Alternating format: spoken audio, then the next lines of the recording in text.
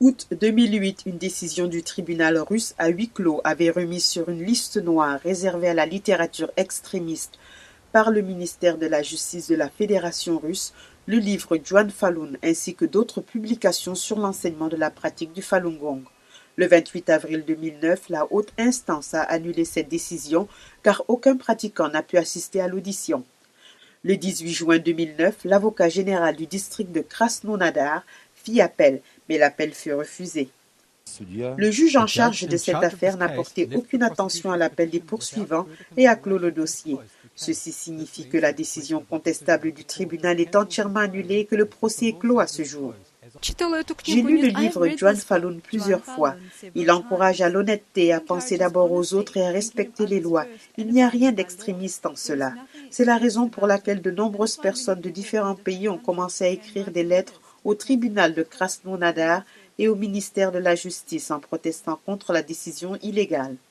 Actuellement, le ministère de la Justice refuse illégalement de retirer le livre en question de la liste, en déclarant qu'il est également nécessaire d'obtenir la nouvelle décision du tribunal de première instance.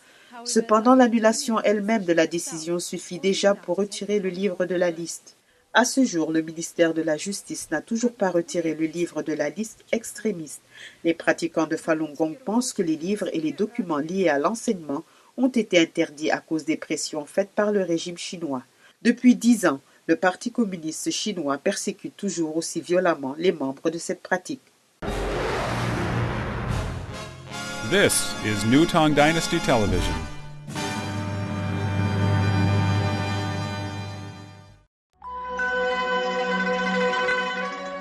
« 100 millions de personnes méditent paisiblement. Elles suivent les principes d'authenticité, bienveillance, tolérance. Leur histoire est ce qui a changé la Chine à jamais. Le 25 avril 1999, plus de 10 000 adhérents font pacifiquement appel à Pékin pour leur droit à pratiquer leurs croyances.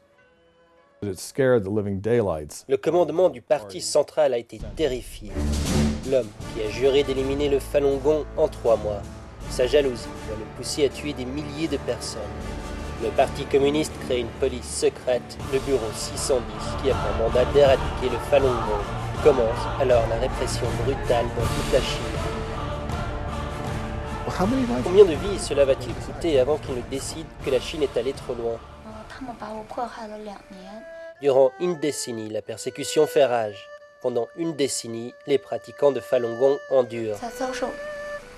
迫害的情况下，把我折磨成这样的，都给我卸开吧，怕什么呢？